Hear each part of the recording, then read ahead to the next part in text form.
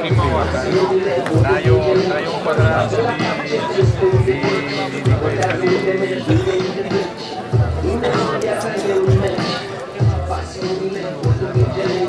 Bună ziua și bine ați venit, dragi spectatori, la cel mai important meci al sezonului din Divizia Națională de Rugby. Un meci care consfințește echipa care va reprezenta România în viitoarea ediție a Superligii.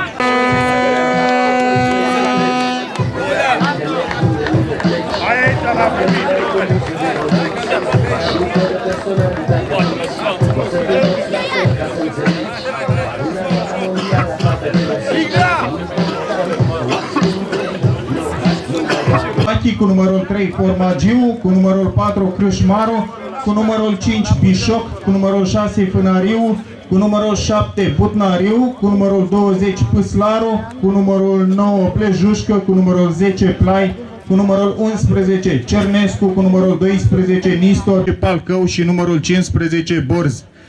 Partida va fi arbitrată de o brigadă internațională din capitală, Vlad Iordăchescu, asistat de Radu Petrescu și de Dragoș Preda.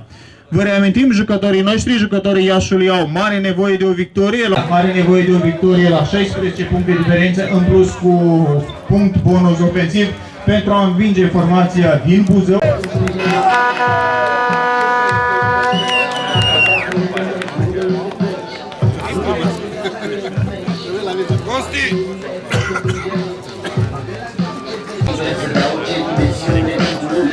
Ai grijă, cine și ce te învață, înțelege.